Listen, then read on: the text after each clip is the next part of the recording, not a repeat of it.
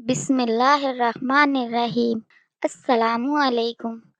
کہانی پوائنٹ میں آپ لوگوں کو تہہ دل سے استقبال۔ مغرب کی اذانیں چاروں طرف گونج رہی تھیں۔ میں نے جلدی جلدی سے اپنے پتیلے کو سرکا کر ڈھکن دیا اور وضو کر کے نماز ادا کرنے لگی۔ نماز ادا کرنے کے بعد میں وہیں پر جائے نماز بچھا کر سورہ واقعہ کی تلاوت کرنے لگی، کیونکہ میری امی جان ہمیشہ ہی کہا کرتی تھی کہ مغرب کے بعد اس سورت کی تلاوت کرنے سے انسان کی غربت ختم ہوتی ہے، اور غربت نے تو اس قدر میرے گھر میں ڈیرے ڈالے ہوئے تھے کہ جانے کا نام ہی نہ لے رہی تھی۔ میں نے سوچا کہ گھر جاتے جاتے مغرب کا وقت قضا ہو جائے گا اور میں تلاوت کرنے سے رہ جاؤں گی، اسی لیے میں نے یہیں پر اپنا پنج سورہ نکالا اور تلاوت کرنے بیٹھ گئی۔ تلاوت کرتے ہوئے ابھی مجھے تھوڑی ہی دیر گزری تھی کہ اچانک میرے چاروں اطراف اتنی اچھی خوشبو پھیل گئی جسے سونگھ کر میں حیران رہ گئی۔ اچانک ہی میرا تسلسل ٹوٹا اور میں ادھر ادھر دیکھنے لگی، مگر میں حیران تھی کہ آس پاس اس وقت کوئی بھی موجود نہیں تھا۔ شام کے سائے پھیل چکے تھے اور اب ہر طرف اندھیرا ہونے کو تھا۔ میں نے کلام پاک بند کیا اور اپنے تھیلے کو گھسیٹتی ہوئی سڑک پر چلنے لگی۔ مجھے اب بھی یہ وہم ہو رہا تھا کہ کوئی میرے پیچھے پیچھے چل رہا ہو، مگر اس وقت میں اس راستے سے جلد از جلد گزرنا چاہتی تھی، کیونکہ یہ سڑک بہت سنسان تھی۔ میں روزانہ ہی میٹھے چاول بنا کر بیچا کرتی تھی، جو بچے بہت شوق سے خریدا کرتے تھے۔ شام کو جب پتیلے خالی ہو جاتے تو میں گھر کے لیے روانہ ہو جاتی۔ جس سڑک کو پار کر کے میں یہ چاول بیچنے جاتی تھی وہ ایک غریبوں کی بستی تھی، اور غریبوں کے بچے میٹھے چاول بہت شوق سے کھاتے تھے، اسی لیے میں اس بستی میں جا کر روزانہ ہی چاول بیچا کرتی تھی۔ وہاں پر ایک بہت بڑا گھنا درخت تھا، اکثر میں اس کے سائے تلے ہی بیٹھ جاتی تھی۔ لوگ اب اس بات کو جان چکے تھے کہ سکینہ اسی درخت کے نیچے بیٹھی اپنے چاول بیچ رہی ہوگی۔ تبھی ایک دو گلیوں سے چکر لگا کر میں عصر کے وقت وہیں بیٹھ جاتی اور مغرب کی اذان ہونے کے بعد نماز ادا کر کے میں واپس گھر کو لوٹ آتی۔ نہ جانے کیوں آج ایک عجیب سا احساس میرے دل میں گھر کر گیا تھا کہ جیسے میرے آس پاس کوئی موجود ہے۔ اس سے پہلے ایسا کبھی نہیں ہوا تھا۔ میں مڑ مڑ کر بار بار پیچھے بھی دیکھتی، مگر میرے پیچھے کوئی بھی نہ ہوتا۔ وہ خوشبو بہت ہی تیز تھی، اور اتنی میٹھی خوشبو میں نے آج تک نہ سونگھی تھی۔ نہ جانے اس ویرانے میں یہ کس کی خوشبو تھی۔ یہی سوچتی سوچتی میں اپنا پتیلوں کا ٹھیلا گھسیٹتی اپنے گھر کی طرف جا رہی تھی۔ تھوڑی ہی دیر بعد میں گھر پہنچ کر سارے برتن باورچی خانے میں رکھنے لگی۔ گھر پر بچے بھی میرا انتظار کر رہے تھے۔ تھوڑے بہت چاول جو پتیلوں میں بچے تھے وہ میں نے برتنوں میں نکال کر اپنے چاروں بچوں کو دے دیے، اور وہ مزے مزے سے کھانے لگے۔ میں بھی کھانا کھا کر اب اپنے بستر پر آ کر کمر سیدھی کرنے لگی تھی، کیونکہ سارا دن چل کر میرے پاؤں شل ہو جاتے تھے، اور رات کے اس پہر میں بے حد تھک جاتی تھی، مگر پھر بھی میں عشاء پڑھے بغیر کبھی بھی نہ سوتی تھی، اور اذان کا انتظار کرتے کرتے میں بچوں سے باتیں کرتی رہتی تھی۔ بچے بھی مجھ سے سارے دن کا حال احوال لیتے اور پھر مزے سے سو جاتے تھے۔ میں بھی عشاء کی نماز پڑھ کر اب سونے لگی تھی۔ ابھی مجھے لیٹے ہوئے کچھ ہی دیر گزری تھی کہ میرے کانوں سے ایک دھیمی سی آواز ٹکرائی، سکینہ، او سکینہ۔ یہ سن کر میں بری طرح سے اچھل کر بیٹھ گئی اور ادھر ادھر کمرے کا جائزہ لینے لگی۔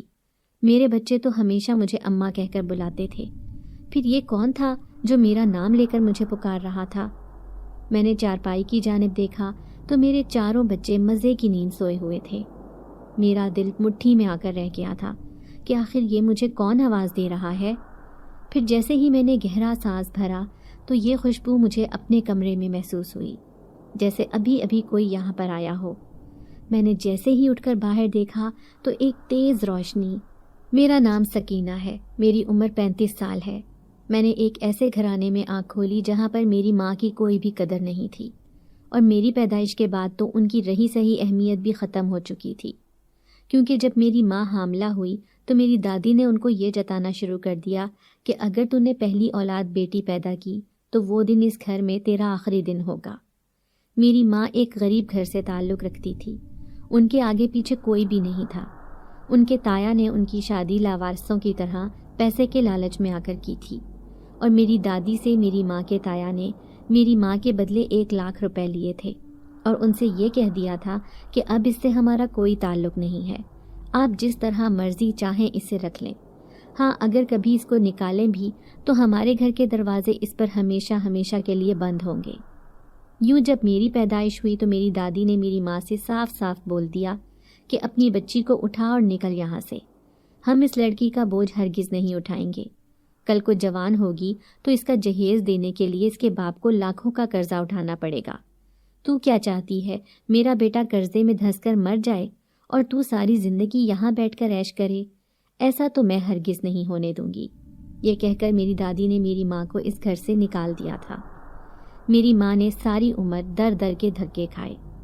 ایک کوٹھی میں انہیں کام ملا اور رہنے کے لیے ایک چھوٹا سا اسٹور روم بھی مل گیا۔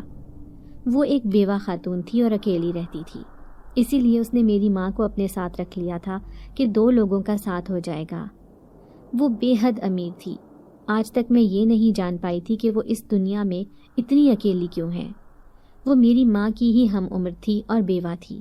میری ماں دن رات اس گھر کی صفائیاں کرتی اور اس کے گھر کے کام کاج کر کے میرا اور اپنا گزارا کرتی۔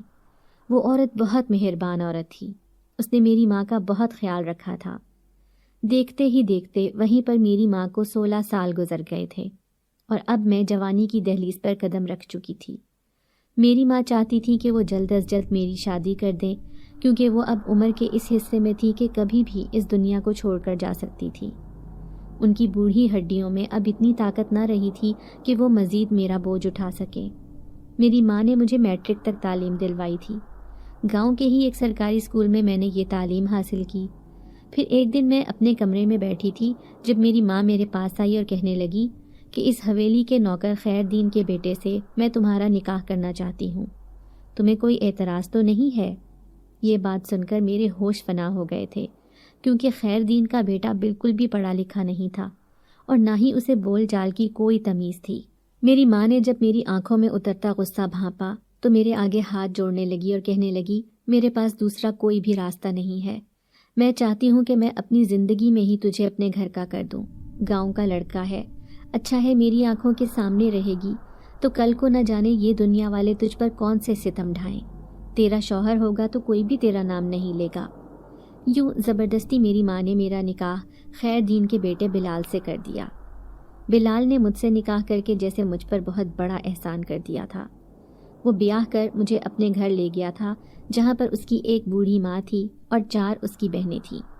وہ دن رات مجھ سے گدوں گھوڑوں کی طرح کام کرواتی اور اپنی خدمت کرواتی رہتی۔ بلال سارا دن حویلی پر کام کاج کرتا اور رات کو تھکا ہارا گھر آتا تو گہری نیند سو جاتا، اس لیے اس کو بھی میرے اوپر ہونے والے ظلم و ستم کا پتہ نہ لگتا۔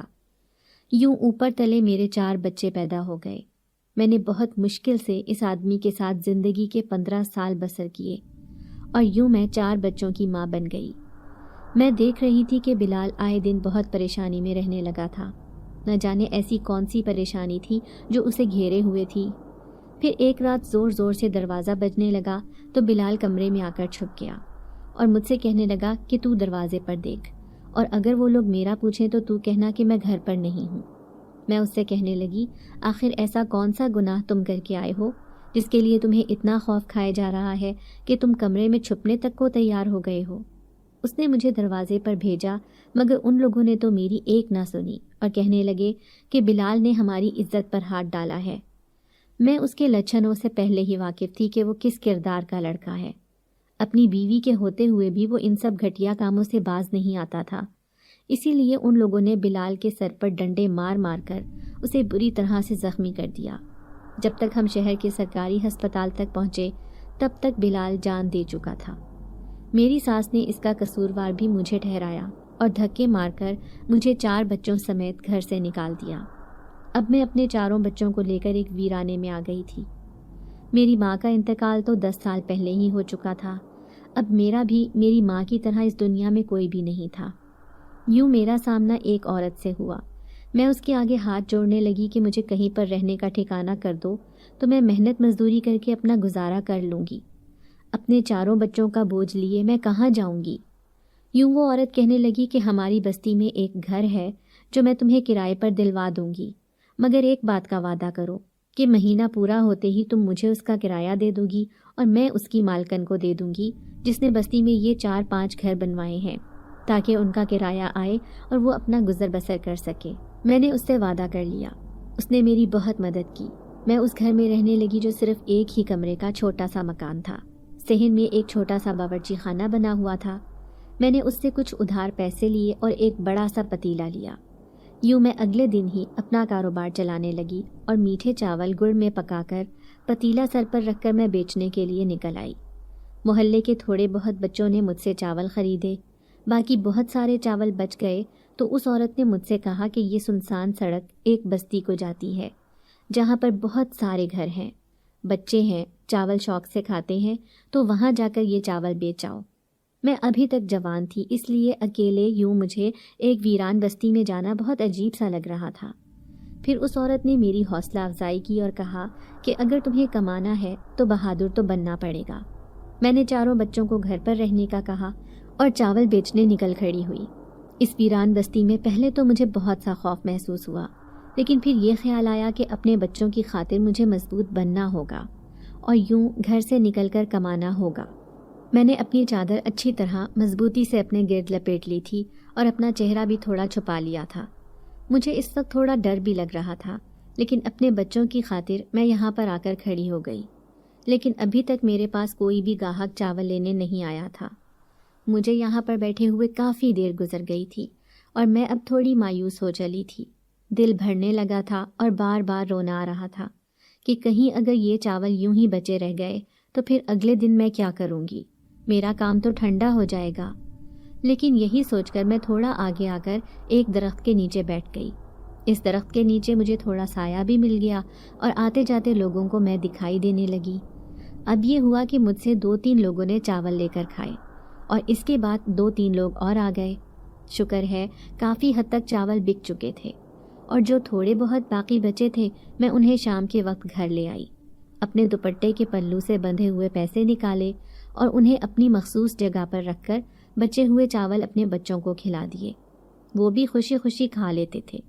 میں نے نماز ادا کی اور اللہ سے دعا کرنے لگی کہ اب میرے رزق میں برکت عطا فرما دے۔ میرے رزق کا مالک تو ہے اور تو جانتا ہے کہ میرے پاس اور کوئی سہارا نہیں ہے۔ اسی وجہ سے میں مجبوری میں یوں گھر سے نکل کر اپنے بچوں کی خاطر کما رہی ہوں۔ اللہ سے رو رو کر گڑ گڑا کر دعا مانگتے ہوئے مجھے احساس ہی نہ ہوا کہ میرے قریب کوئی موجود ہے۔ میں نے ایک دم سر اٹھا کر دیکھا تو ارد گرد کی جگہ خالی تھی۔ یوں ہی خیال آیا کہ شاید کوئی بچہ آ کر گزرا ہو۔ میں نے نماز پڑھ کے جائے نماز لپیٹا اور تسبیح کرتے ہوئے باہر آ گئی۔ چاروں بچے باہر کھیل رہے تھے، جبکہ مجھے اس بات کا شدت سے احساس ہو رہا تھا جیسے وہاں پر کوئی تھا، جیسے میرے قریب کسی کی موجودگی تھی۔ کچھ دیر بعد میں نے اس احساس کو جھٹک دیا اور اگلے دن کے لیے چاولوں کی تیاری کرنے لگی۔ اب آج میں سیدھی اسی درخت کے نیچے ہی گئی تھی جہاں پر کل مجھے کچھ گاہک مل گئے تھے۔ وہاں پہ جانے کے کچھ دیر بعد ہی کچھ مسافروں نے میرے پاس آ کر چاول کھائے اور اسی طرح بستی کے کچھ بچے آ کر مجھ سے چاول لے کر کھانے لگے۔ میں بہت خوش ہوئی کیونکہ آدھا پتیلا تو خالی ہو چکا تھا، لیکن اس درخت کے نیچے بیٹھے ہوئے بھی بدستور مجھے یہی احساس تھا کہ یہاں پر میرے قریب کوئی اور بھی موجود ہے۔ حالانکہ درخت کے نیچے میں اکیلی ہی بیٹھی ہوئی تھی اور اپنا پتیلا اور برتن پاس رکھ کر گاہکوں کی منتظر تھی، تاہم شدت سے اس بات کا احساس دل میں گھر کر گیا تھا کہ جیسے اب بھی یہاں پر کوئی موجود ہے۔ گاہک آتے، کھانا کھا کر چلے جاتے اور آج تو میرے چاول وقت سے پہلے ہی ختم ہو گئے تھے۔ میں بہت خوش ہوئی کیونکہ آج سارے چاول بک چکے تھے اور میرا ارادہ تھا کہ آج میں اپنے بچوں کے لیے ان پیسوں سے تھوڑا سا پھل خرید لوں گی۔ یہی سوچ کر میں نے چاولوں کا پتیلا اور برتن گھر پر رکھے اور دوبارہ بازار چلی گئی۔ بچوں کے لیے کچھ پھل خریدا اور واپس گھر آئی۔ پھل دیکھ کر بچے بہت خوش ہوئے۔ خوشی خوشی میں نے ان کو سب کو حصے کے ساتھ وہ بانٹ دیے۔ اب آہستہ آہستہ میرا کام چل نکلا تھا۔ میرے چاولوں کا پتیلا جلدی خالی ہو جاتا اور میں روز پچھلے دن کی نسبت زیادہ چاول بناتی۔ ایک پتیلے سے اب میں 2 پتیلوں پر آ چکی تھی۔ چاولوں کا پتیلا اتنی جلدی خالی ہو جاتا تھا کہ میں خود حیران رہ جاتی تھی۔ لوگ میرے ذائقے کے عادی ہو رہے تھے اور انہیں پتہ چل گیا تھا کہ میں اسی درخت کے نیچے بیٹھ کر اپنا کھانا بیچتی ہوں۔ میں عزت کے ساتھ کما رہی تھی اور ہمیشہ اپنے آپ کو اچھی طرح لپیٹ کر رکھتی تھی، کیونکہ مجھے اس بات کا ڈر تھا کہ اگر کسی غیر مرد نے مجھے بری نظر سے دیکھا تو میں کیسے اپنی حفاظت کر پاؤں گی۔ جبکہ میرے سر پر نہ تو شوہر کا سایہ ہے اور نہ ہی باپ کا ہاتھ، تو میں کس طرح خود کو بچا پاؤں گی؟ یہی وجہ تھی کہ میں اپنے آپ کو اچھی طرح لپیٹ کر رکھتی اور چہرے کو بھی ڈھانپ کر رکھتی۔ اس درخت کے نیچے کام کرتے ہوئے مجھے 1 ماہ ہو چلا تھا کہ ایک دن میرے گھر کے دروازے پر دستک ہوئی۔ میں ابھی تھوڑی دیر پہلے ہی گھر آئی تھی اور آ کر نماز پڑھ کے اب کچھ دیر سستانے کے لیے لیٹی تھی۔ دستک کی آواز سن کر میں بہت حیران ہوئی، کیونکہ میرے گھر پر تو کوئی بھی نہیں آتا تھا۔ میرا تو کوئی جاننے والا بھی نہیں تھا اور کوئی رشتہ دار بھی نہیں تھا۔ میں نے حیرانی سے دروازہ کھولا۔ دروازہ کھول کر میں بہت حیران ہوئی، کیونکہ دروازے پر ایک خوبصورت سا اجنبی لڑکا کھڑا تھا جسے میں نے اس سے پہلے کبھی نہیں دیکھا تھا۔ میں نے حیرانی سے اس سے پوچھا، جی کہیے، کس سے ملنا ہے آپ کو؟ تو وہ میرا نام لے کر کہنے لگا کہ آپ سکینہ ہے نا، جو اس درخت کے نیچے چاول بیچا کرتی ہیں؟ میں نے فوراً ہاں میں سر ہلا دیا، تاہم دل گھبرا رہا تھا کہ نہ جانے کیا بات ہے جو یہ جوان شخص یوں میرا پوچھتے ہوئے یہاں پر چلا آیا ہے۔ میں نے اس سے پوچھا، جی کہیے کیا کام ہے؟ تو وہ کہنے لگا، دراصل میں نے ایک دن وہاں سے گزرتے ہوئے آپ کے چاول کھائے تھے، ان کا ذائقہ مجھے بہت اچھا لگا تھا۔ یہی وجہ ہے کہ مجھے روزانہ کی بنیاد پر 1 دیگچا چاول چاہیے ہوں گے، اور جس طرح کے آپ بناتی ہیں ویسے ہی ذائقے دار چاول ہونے چاہیے۔ میں روزانہ آپ کے گھر سے لے جایا کروں گا، کیا آپ کے لیے یہ ممکن ہے؟ اس نوجوان نے بہت سلجھے ہوئے لہجے میں مجھے کہا تو میں خوشی سے جیسے کھل اٹھی۔ روزانہ کی بنیاد پر ایک بڑے کام کا بندوبست ہو رہا تھا، مجھے اور کیا چاہیے تھا؟ میں نے جھٹ حامی بھری اور کہا، جی بالکل ہو جائے گا، آپ مجھے بتا دیں آپ کو کتنے کلو چاول روزانہ چاہیے، میں بنا دیا کروں گی۔ اس نے اپنی مطلوبہ مقدار بتائی اور مجھے ایڈوانس کے طور پر اچھی خاصی رقم پکڑا کر چلا گیا، جسے پکڑ کر میں حیران رہ گئی۔ پہلی بار اتنے پیسے ایک ساتھ اکٹھے دیکھے تھے۔ آنکھوں سے پانی بہنے لگا، تاہم احتیاط سے میں نے وہ رقم اپنی مطلوبہ جگہ پر رکھ کر اللہ کا شکر ادا کرنے کے لیے فوراً جائے نماز پر کھڑی ہو گئی۔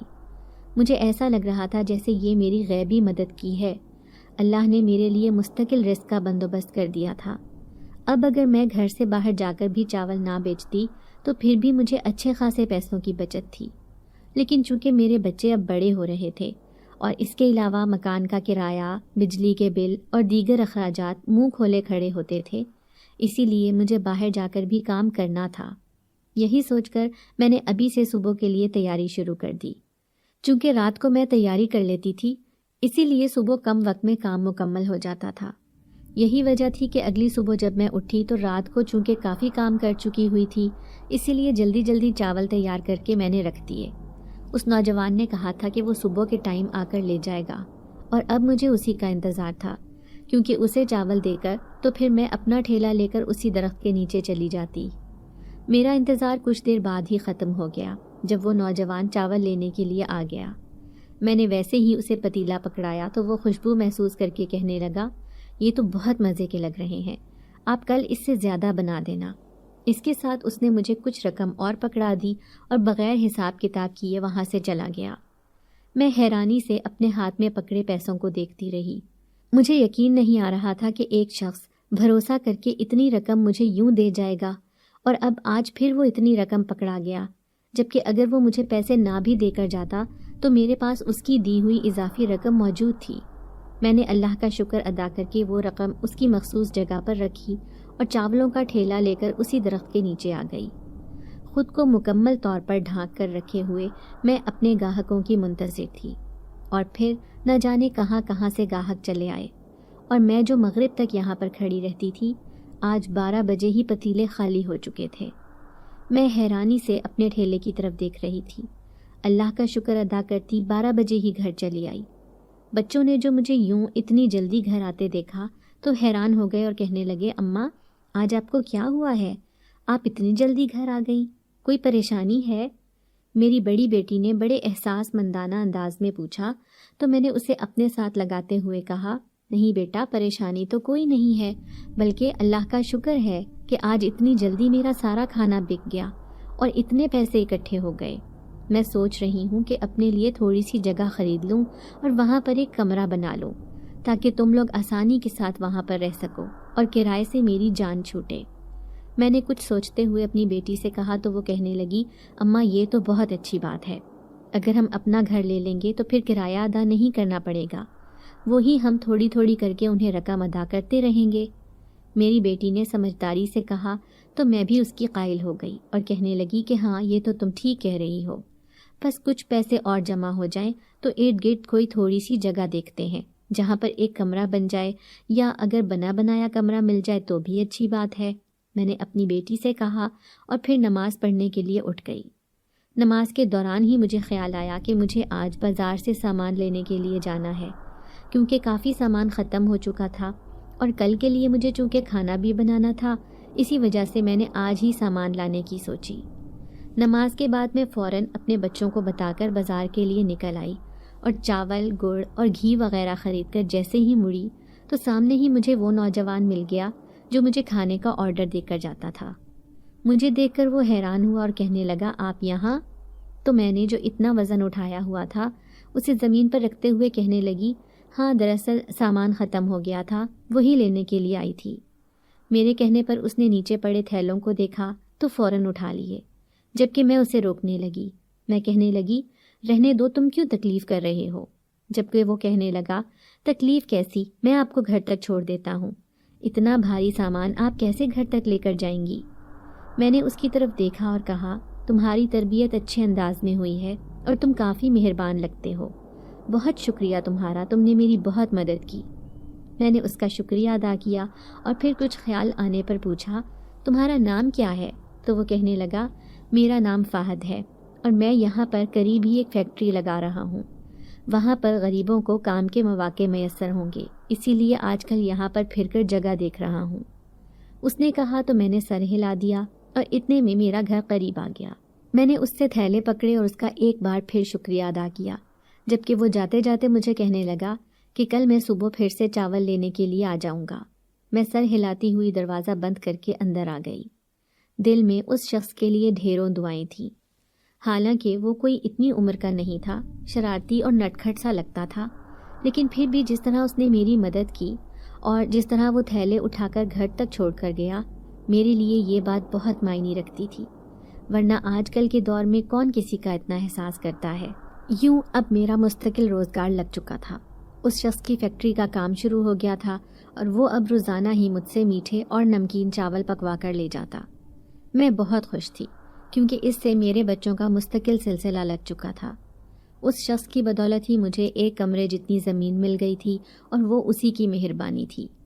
ہوا کچھ یوں تھا کہ ایک دن جب وہ میرے پاس چاولوں کا آرڈر دینے کے لیے آیا تو عین اسی وقت مالک مکان بھی چلا آیا اور کہنے لگا کہ کرایہ ادا کر دو۔ میرے پاس اس وقت کچھ پیسے کم تھے، اسی لیے میں نے اس سے کہا کہ آپ کل آ کر کرایہ لے جائیں، لیکن وہ اصرار کرنے لگا کہ مجھے تو آج ہی ضرورت ہے، اس لیے آج کے آج ہی کرایہ دو۔ تو اتنے میں اس لڑکے نے اپنی جیب سے پیسے نکال کر میرے ہاتھ پر رکھے اور کہنے لگا کہ آپ انہیں کرایہ دے دیں، باقی حساب ہم بعد میں کر لیں گے۔ میں نے ممنونیت سے اس کی طرف دیکھا اور مالک مکان کو کرایہ ادا کر دیا۔ مالک مکان کے جانے کے بعد میں نے اسے کہا، آپ کا بہت بہت شکریہ، آپ نے میری اتنی مدد کی۔ میں نے ممنون لہجے میں اس سے کہا تو وہ کہنے لگا، کیا یہ گھر آپ کا نہیں ہے؟ اس کے پوچھنے پر میں نے کہا، نہیں، یہ کمرہ میں نے کرائے پر لیا ہوا ہے۔ میری بات سن کر وہ کچھ دیر سوچتا رہا اور پھر چلا گیا، اور پھر جب اگلے دن وہ دوبارہ چاول لینے کے لیے آیا تو کہنے لگا کہ میں نے اپنی فیکٹری کے لیے جگہ لی ہے، اس کے قریب ہی میں نے اپنے ورکرز کے لیے تھوڑی سی جگہ خریدی ہے جہاں پر انہیں 2 کمروں کے کوارٹرز بنا کر دوں گا، اس میں سے آپ کو بھی میں ایک کوارٹر دے رہا ہوں، آپ وہاں پر شفٹ ہو جانا، 2-3 ماہ کی بات ہے، تب تک وہ تیار ہو جائے گا۔ اس کی بات سن کر میں حیران رہ گئی اور کہنے لگی، میں تو تمہاری ورکر بھی نہیں ہوں، پھر تم میرے اوپر کیوں اتنی مہربانی کر رہے ہو؟ جبکہ وہ کہنے لگا کہ آپ ہمارے لیے کھانا بناتی ہیں تو پھر آپ ہماری ورکر ہی ہوئی نا، ویسے بھی جب آپ کوارٹر پر آ جائیں گی تو پھر آپ کو مستقل بنیادوں پر کھانا بنانے کا کام مل جائے گا۔ اس نے یہ کہا تو میں اس کی بہت ممنون ہوئی اور اس سے پوچھا کہ آخر اس کے لیے مجھے کتنی رقم ادا کرنی پڑے گی، لیکن وہ کہنے لگا کہ میں اپنے ورکر سے کوئی پیسہ نہیں لے رہا، یہ سب ان کے لیے بالکل فری ہے۔ اس کی بات سن کر میں حیران رہ گئی کیونکہ آج کل بہت کم ایسے لوگ ہوتے تھے جو اپنے لوگوں کی بھلائی کے لیے اتنا کام کرتے ہیں۔ اس کے جانے کے بعد میں بہت دیر تک اسے دعائیں دیتی رہی اور سوچتی رہی کہ اللہ کی زمین پر شاید ایسے ہی لوگوں کی وجہ سے ابھی تک نیکی زندہ ہے۔ یہ 2-3 ماہ اتنی جلدی گزر گئے کہ خود مجھے بھی پتہ نہیں چلا۔ میرے پاس اب اچھی خاصی رقم جمع ہو چکی تھی اور میرا کاروبار بھی خوب چل نکلا تھا۔ میں سوچ رہی تھی کہ اب ایک چھوٹی سی دکان لے لوں اور وہاں پر روزانہ کی بنیاد پر کام کروں۔ یوں تو اب میرا بیٹا بھی 10 سال کا تھا، میں اسے بھی اپنے ساتھ ملا سکتی تھی، لیکن میں یہی چاہتی تھی کہ وہ پڑھ لکھ کر بڑا آدمی بنے، میری طرح اور اپنے باپ کی طرح محنت مزدوری نہ کرے۔ یہی وجہ تھی کہ میں اسے اپنے کام میں شامل نہیں کر رہی تھی۔ اب تو ویسے بھی ہم اس نئے کوارٹر میں شفٹ ہو گئے تھے۔ فہد نے ہمارے لیے سب سے پہلے یہ کوارٹر تیار کروائے تھے اور میں بہت خوش تھی۔ یہاں آ کر اپنے گھر کا احساس ہو رہا تھا، اور ایک دن اسی لیے میں نے فہد کو اپنے گھر کھانے کی دعوت دے دی۔ میں اچھے طریقے سے اس کا شکریہ ادا کرنا چاہتی تھی اور اسے بتانا چاہتی تھی کہ اس نے جو کچھ ہمارے لیے کیا وہ ہمارے لیے بہت معنی رکھتا ہے۔ میں نے فہد کے لیے بہت دل لگا کر کھانا تیار کیا۔ وہ اپنے مقرر وقت پر چلا آیا اور بچوں کے لیے کافی کچھ لے کر آیا۔ اس کے ہاتھ میں اتنے تھیلے پکڑے دیکھ کر میں شرمندہ سی ہو گئی اور اسے کہنے لگی، آخر تم نے یہ اتنا تکلف کیوں کیا؟ کیوں اتنا سامان لے آئے؟ جبکہ وہ کہنے لگا کہ تکلف کیسا، یہ تو بچوں کے لیے ہے، آپ کے لیے کچھ نہیں ہے۔ اس نے شرارتاً مسکراتے ہوئے کہا تو میں بھی چپ ہو گئی۔ تاہم فہد کے آنے کے بعد ایک بڑی جانی پہچانی سی خوشبو محسوس ہو رہی تھی۔ یہ خوشبو سارے گھر میں چکرا رہی تھی۔ یہ خوشبو میں نے پہلے بھی محسوس کی تھی، لیکن سمجھ نہیں آ رہی تھی کہ کہاں محسوس کی تھی۔ میں اسی سوچ میں مبتلا تھی کہ فہد کہنے لگا، آج کھانا نہیں کھلانا آپ نے؟ اس نے شرارتاً کہا تو میں یوں ہی شرمندہ ہو گئی اور جلدی سے دسترخوان لگانے کے لیے اٹھ گئی۔ بچے فہد کو دیکھ کر بہت خوش تھے اور اس سے طرح طرح کے سوال کر رہے تھے۔ جبکہ میں نے جیسے ہی دسترخوان لگایا تو فہد کو آواز دے دی۔ سب دسترخوان پر ہی چلے آئے۔ اتنا کچھ دیکھ کر فہد بہت خوش ہوا اور کہنے لگا کہ آپ نے خواہ مخواہ اتنا تکلف کیا، جبکہ مجھے تو یہ سب بھی بہت کم لگ رہا تھا۔ فہد نے بڑا دل لگا کر اور ڈٹ کر کھانا کھایا، لیکن مجھے ایک بات الجھن میں مبتلا کر رہی تھی، اور وہ تھی فہد کی خوشبو۔ وہ خوشبو مجھے کسی بات کا احساس دلا رہی تھی، تاہم مجھے کچھ یاد نہیں آ رہا تھا۔ اور پھر فہد کے جانے سے کچھ دیر پہلے ایک دم مجھے یاد آ گیا اور میں نے بے ساختہ فہد سے پوچھ لیا، فہد کیا تم پہلے کبھی چھپ چھپ کر مجھے دیکھتے تھے یا میرے قریب رہتے تھے؟ کیونکہ جو خوشبو تمہارے پاس سے آ رہی ہے یہ خوشبو بہت جانی پہچانی سی ہے۔ مجھے ایسا لگ رہا ہے جیسے میں نے پہلے بھی اسے اپنے آس پاس محسوس کیا ہے، جیسے میں اس خوشبو کو جانتی ہوں۔ میں نے الجھے ہوئے انداز میں اسے کہا تو وہ کہنے لگا، آپ ٹھیک کہہ رہی ہیں، پہلے بھی میں آپ کے پاس آتا رہا ہوں، لیکن مجھے نہیں پتا تھا کہ آپ میری خوشبو کو پہچانتی ہوں گی۔ فہد نے آہستہ سے جواب دیا تو میں ویسے ہی اس کی طرف دیکھتی رہی، اور پھر وہ کہنے لگا، میں جانتا ہوں آپ اس وقت الجھی ہوئی ہیں اور آپ کو اپنے سوالوں کے جواب چاہیے۔ ٹھیک ہے، کبھی نہ کبھی تو آپ کو بتانا ہی ہے، اسی لیے میں ابھی بتا دیتا ہوں کہ میں ایک جن زادہ ہوں اور شاہ جنات کا چھوٹا اور لاڈلا بیٹا ہوں۔ یہ کہہ کر فہد رک گیا، جبکہ میں خوف اور حیرت سے اس کے چہرے کی طرف دیکھتی رہی، جو کہیں سے بھی ایک جن زادہ نہیں لگتا تھا، جبکہ اس نے خود اپنے منہ سے ابھی اس بات کا اعتراف کیا تھا کہ وہ جن زادہ ہے۔ میں خوف کے مارے 2 قدم پیچھے ہٹ گئی، جبکہ وہ کہنے لگا، مجھ سے خوف زدہ ہونے کی ضرورت نہیں ہے، میں صرف آپ کی مدد کے خیال سے ہی یہاں پر آیا تھا۔ دراصل میں شاہ جنات کا چھوٹا اور لاڈلا بیٹا تھا۔ وہ مجھ سے بہت محبت کرتے تھے اور خاص انسیت رکھتے تھے۔ انہی دنوں میں اچانک ابا اتنے بیمار ہو گئے کہ ان کا انتقال ہو گیا۔ اپنے باپ کے مرنے کا صدمہ میں نے بہت محسوس کیا، اور جنات کی دنیا چھوڑ کر میں اس دنیا میں آ گیا، کیونکہ وہاں پر قدم قدم پر میرے ابا کی یادیں تھیں، اسی لیے مجھے کچھ بھی اچھا نہیں لگ رہا تھا۔ جبکہ یہاں پر آنے کے بعد مجھے کافی کچھ دیکھنے اور سیکھنے کو ملا۔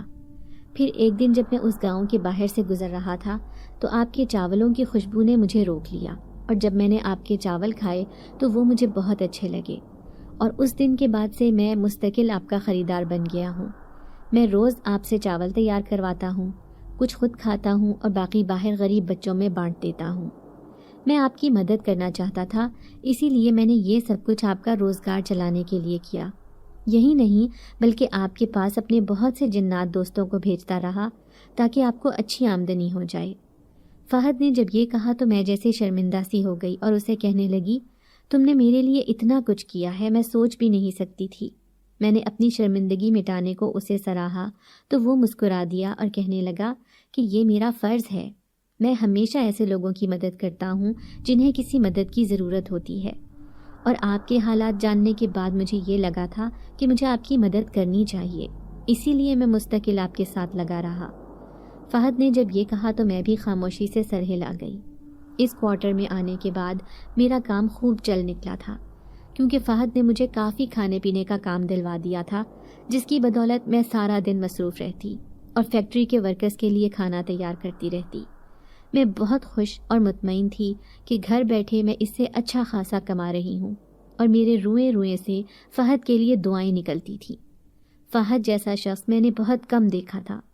اپنی زندگی میں نے ہمیشہ لوگوں کو خود کو ڈانٹتے ڈپٹتے اور ذلیل کرتے دیکھا تھا، لیکن فہد وہ واحد شخص تھا جس نے میرے ساتھ مہربان رویہ اختیار کیا اور میری اتنی مدد کی۔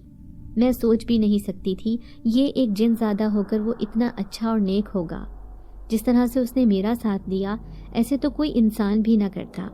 میرے روئیں روئیں سے فہد کے لیے دعائیں نکلتی تھیں۔ میرے بچے بھی اب پہلے کی نسبت بہت صحت مند اور خوشحال دکھائی دیتے تھے۔ میں نے ان کے لیے اچھے لباس خرید لیے تھے، ان کا کھانا پینا بہتر کیا اور انہیں اسکول میں داخل کروا دیا۔ اب وہ چاروں بہت خوش تھے اور میں بہت مطمئن تھی۔ یہاں پر اس فیکٹری میں آئے ہوئے مجھے 1 سال ہو چکا تھا کہ ایک دن کوارٹر کے دروازے پر دستک ہوئی۔ میں بہت حیران ہوئی کیونکہ بہت کم اس وقت کوئی بھی آتا تھا۔ ویسے ہی مغرب کا وقت ہونے والا تھا اور میں چونکہ اس وقت نہ تو باہر نکلتی تھی اور نہ ہی بچوں کو جانے دیتی تھی، لیکن اب دستک کی آواز سن کر میں فوراً اٹھ کر گئی اور پوچھا کہ کون ہے۔ میرے پوچھنے کے جواب میں ایک بڑی نحیف سی آواز سنائی دی، میں ہوں۔ میں یہ آواز تو پہچانتی نہیں تھی، لیکن نہ جانے کیوں جانا پہچانا سا احساس ہوا تھا۔ میں نے جھٹ دروازہ کھول دیا اور سامنے کھڑی شخصیت کو دیکھ کر میرے پیروں تلے سے زمین سرک کر رہ گئی۔ سامنے کوئی اور نہیں بلکہ میری ساس کھڑی تھی، وہی ساس جس نے مجھے شوہر کے مرنے کے بعد منحوس کہہ کر گھر سے نکال دیا تھا۔ میں ان کی شکل دیکھ کر حیران رہ گئی۔ وہ اس وقت بہت بوڑھی اور بیمار لگ رہی تھی۔ ان کے کپڑے بہت زیادہ گندے اور مٹی سے بھرے ہوئے تھے، جبکہ ان کے پیروں میں جوتا بھی نہیں تھا۔ پیروں کے اوپر زخموں کے نشان تھے جو خون نکل جانے کے باعث جگہ جگہ سے سرخ ہو رہے تھے۔ ان کی یہ حالت دیکھ کر ایک لمحے کے لیے میرا دل کانپ سا گیا اور میں نے فوراً کہا، ماں جی آپ یہاں پر کیسے آئیں؟ تو وہ ایک دم رونے لگی اور روتے روتے میرے آگے ہاتھ جوڑ دیے اور کہنے لگی، بہو مجھے معاف کر دے، میں نے تیرے ساتھ بہت ظلم کیا، میں تجھے بہت کمتر اور حقیر سمجھتی رہی۔ میں نہیں جانتی تھی کہ میرا اصل ہیرا تو ہے۔ تو جس طرح میرا خیال رکھتی تھی میری دوسری بہو نے ایک دن بھی میرا ویسے خیال نہیں رکھا۔ تیرے جانے کے بعد وہ مجھ سے سارے گھر کے کام کرواتی رہی اور مجھے ایک وقت کا بھی کھانا مشکل سے دیتی تھی۔ میں جب اپنے بیٹے سے شکایت کرتی تو وہ الٹا مجھے ڈانٹتا ڈپٹتا اور یہی کہتا کہ آپ کی تو عادت ہو گئی ہے، آپ جان بوجھ کر ہم میاں بیوی کے درمیان پھوٹ ڈلوانا چاہ رہی ہیں، جبکہ میں تو ایسا چاہتی بھی نہیں تھی۔ لیکن اس نے ہمیشہ مجھے ہی ڈانٹ ڈپٹ دینا۔ میں بیمار ہوتی تو مجھے کھانا نہیں دیتا تھا، مجھے دوائی نہیں لا کر دیتا تھا۔ تب تم مجھے بڑی یاد آتی تھی۔ میں نے تجھے ڈھونڈنے کی بہت کوشش کی لیکن تیرا کچھ پتہ نہیں چلا۔ پھر ایک دن میری بہو کی انگوٹھی چوری ہو گئی اور اس نے میرے اوپر الزام لگا دیا۔ میں بہت ڈر گئی تھی، اپنے بیٹے کو بہت صفائی پیش کی لیکن وہ نہیں مانا۔ اس کا یہی کہنا تھا کہ انگوٹھی آپ نے ہی چرائی ہے۔ میں نے انکار کیا تو اس نے غصے میں مجھے گھر سے باہر نکال دیا۔ اس دن سے در در کی ٹھوکریں کھا رہی ہوں۔ تیرے بارے میں مختلف جگہ سے پتہ کراتے کراتے یہاں تک آ پہنچی ہوں۔ فیکٹری کے دروازے پر ایک بھلا مانس شخص ملا تھا۔ اس نے بتایا کہ تم ادھر ہی ہو اور یہاں پر کھانا پکانے کا کام کرتی ہو۔ میں صرف ایک بار تجھ سے مل کر تجھ سے معافی مانگنا چاہتی تھی، مجھے معاف کر دے، میں نے بہت غلط کیا۔ یہ سب کہتے ہوئے اماں نے روتے روتے میرے آگے ہاتھ جوڑ دیے، جبکہ میرا دل گہرے دکھ اور اداسی میں گھر گیا۔ اماں کل تک خود کو فرعون سمجھ کر مجھے دھتکارتی رہی اور پھر انہوں نے میرے بچوں کی بھی پرواہ نہیں کی اور مجھے گھر سے نکال باہر کیا۔ انہوں نے یہ بھی نہیں سوچا کہ میں ایک جوان بیوہ تھی، میں کس طرح اپنے بچوں کی پرورش کرتی۔ اگر جو مجھے فہد کا ساتھ نہ ملتا تو شاید میں بھی کہیں ذلیل ہو رہی ہوتی، میرے بچے نہ جانے کہاں بھٹک رہے ہوتے۔ لیکن ایک پل کے لیے میں نے اماں کی جگہ پر خود کو رکھ کر سوچا تو میں کانپ اٹھی اور اسی لمحے اماں کو گھر کے اندر لے آئی اور کہا کہ آپ کو معافی مانگنے کی کوئی ضرورت نہیں ہے، میں نے آپ کو معاف کیا، آج سے آپ میرے ساتھ ہی رہیں۔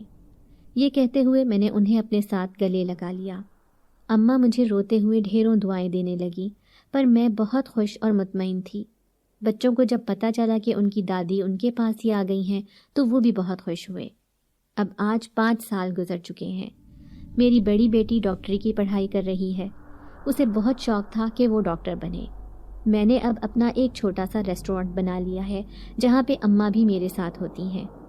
آج بھی فیکٹری کے ورکرز وہیں سے کھانا کھاتے ہیں اور میرے ذائقے کی تعریف کرتے ہیں، جبکہ فہد کافی دن تک نظر نہیں آتا، لیکن جب آتا ہے تو ہمیشہ مجھ سے مل کر جاتا ہے۔ ایک دن وہ یوں ہی چلا آیا، میں اپنے ریسٹورینٹ میں ہی بیٹھی ہوئی تھی۔ میں نے اس سے پوچھا، فہد آخر تمہیں میری مدد کرنے کا خیال کیسے آیا؟ تمہیں کیسے معلوم کہ میں غریب بیوہ عورت ہوں؟ تم کیسے مجھ تک پہنچ گئے؟ میں نے فہد سے پوچھا تو وہ کہنے لگا، دراصل جب میں نے آپ کے چاول کھائے تھے تب تک تو مجھے کچھ معلوم نہیں تھا، لیکن جب اگلے دن میں دوبارہ آپ کی طرف آیا تو دیکھا کہ آپ کے چہرے پر بڑی مایوسی اور پریشانی تھی۔ پھر میں نے اس کے بارے میں سب معلوم کیا تو پتہ چلا کہ آپ کی ساس نے آپ کو گھر سے نکال دیا ہے۔ آپ کے شوہر کے مرنے کے بعد کوئی آپ کا سہارا نہیں بنا اور آپ اپنے بچوں کو لے کر ایک کمرے میں زندگی گزارنے پر مجبور ہیں۔ تبھی میں نے سوچ لیا تھا کہ آپ کی مدد کروں گا، اسی لیے میں نے آپ سے جھوٹ بولا کہ میں یہاں پر ایک فیکٹری بنا رہا ہوں۔ دراصل یہ فیکٹری میں نے بنائی ہی آپ کی وجہ سے تھی، اور آپ کی بدولت کتنے لوگوں کا روزگار یہاں پر لگ چکا ہے۔ فہد نے بتایا تو میں بہت حیران ہوئی، کیونکہ مجھے اس بات کا نہیں پتا تھا کہ فہد نے میری مدد کے خیال سے یہ فیکٹری بنائی تھی۔ میں حیرانی سے اس کی شکل دیکھ رہی تھی، جبکہ وہ کہہ رہا تھا کہ پھر جب مجھے لگا کہ اب آپ یہاں پر سیٹ ہو گئی ہیں تو میں آپ کی ساس کو بہانے سے ادھر لے آیا۔ وہ در در کی ٹھوکریں کھاتی پھر رہی تھی اور کوئی ان کا والی وارث نہیں تھا۔ فہد نے جیسے انکشاف کیا تو میں واقعی حیران رہ گئی، اور میں نے اسے کہا، تمہیں آخر کیسے امید تھی کہ میں انہیں اپنا لوں گی اور اپنے گھر میں جگہ دے دوں گی؟ میں نے فہد سے پوچھا تو کہنے لگا، جو لوگ خود ایسے حالات سے گزرے ہوں وہ ہمیشہ دوسروں کا سہارا بنتے ہیں۔ یہی وجہ تھی کہ مجھے یقین تھا کہ آپ لازمی انہیں اپنے گھر میں جگہ دیں گی۔ فہد نے کہا تو میں خاموش سی ہو گئی، کیونکہ مجھے معلوم تھا کہ وہ سچ کہہ رہا ہے، لیکن پھر بھی میرے دل میں اماں کے لیے کبھی کبھی یہ بات آتی تھی کہ انہوں نے مجھے گھر سے نکال دیا تھا، تاہم یہ وقتی طور پر ہوتا تھا۔ اتنے میں فہد کی آواز سن کر میں دوبارہ اس کی طرف متوجہ ہوئی۔ وہ کہہ رہا تھا کہ میں اب واپس جانا چاہتا ہوں، میری ماں اور میرے بہن بھائی میرا انتظار کر رہے ہوں گے، میں اب ان سے اداس ہو چکا ہوں، مجھے بہت ٹائم لگ گیا ہے، جبکہ میں تھوڑے عرصے کے لیے ہی یہاں پر آیا تھا، لیکن اب یہ فیکٹری، ہوٹل اور یہ سب کچھ آپ سنبھالیں گی، آج سے یہ سب کچھ آپ کے ذمے ہے اور آپ کا ہے۔ فہد کے یہ الفاظ مجھے حیرت میں مبتلا کر گئے۔ میرا منہ حیرت کے مارے کھلے کا کھلا رہ گیا۔ میں نے اسے کہا، آخر تم یہ کیا کہہ رہے ہو؟ یہ تمہاری فیکٹری ہے، تمہارا کاروبار ہے، تم نے بہت پیسہ خرچ کیا ہے، پھر تم کیوں مجھے یہ سب سونپ کر جا رہے ہو؟ میرے پوچھنے پر فہد کہنے لگا، میں نے یہ کام غریب اور بے روزگاروں کے لیے کیا تھا تاکہ ان کی مدد ہو سکے، اور اب یہ کام آپ جاری رکھیں گی۔ آپ یہاں پر ان افراد کو بھرتی کریں گی جو واقعی اس قابل ہوں، غریب ہوں اور جنہیں روزگار نہ مل رہا ہو، بس اس بات کا خیال رکھیے گا۔ فہد نے کہا تو میرا دل اداس سا ہو گیا، اور میں نے اسے کہا، فہد تم چلے جاؤ گے تو میں بہت اداس ہو جاؤں گی، تمہاری کافی عادت ہو گئی تھی۔ میری بات سن کر وہ پھیکا سا ہنس دیا اور پھر وہاں سے جانے لگا۔ میرے دل کو کچھ ہو رہا تھا، وہ بہت اپنا اپنا سا لگتا تھا۔ اس شخص کے مہربان رویے کو یاد کر کے اگر میں سوچتی تو شاید مجھے کسی اور کا نام بھی یاد نہ رہتا، لیکن یہ شخص ہمیشہ دعاؤں میں یاد رکھے جانے کے قابل تھا۔ فہد کے جانے کے بعد میں اب اس کا دفتر بھی سنبھالنے لگی تھی۔ جس طرح وہ کام کرتا تھا میں بھی ویسے ہی کرتی، اور اب تو میرا بہت تجربہ ہو چکا تھا۔ اور اس دن کے بعد دوبارہ کبھی فہد دفتر نہیں آیا، بلکہ اب اس فیکٹری کی مالکن میں ہی تھی، اور جس طرح یہ فیکٹری ترقی کر رہی تھی اور یہاں پر مزدوروں میں اضافہ ہو رہا تھا، مجھے امید تھی کہ ان سب کے دل سے فہد کے لیے دعائیں نکلتی ہوں گی، اور ایک دن اس فیکٹری سے اور کئی زیادہ فیکٹریاں بنیں گی۔ امید کرتے ہیں کہ آپ لوگوں کو آج کی ویڈیو پسند آئی ہوگی۔ ویڈیو کو لائک کریں اور روزانہ ایک ایسی ویڈیو سننے کے لیے ہمارے چینل کو سبسکرائب کریں۔ ملتے ہیں اگلی ویڈیو میں۔ اللہ حافظ۔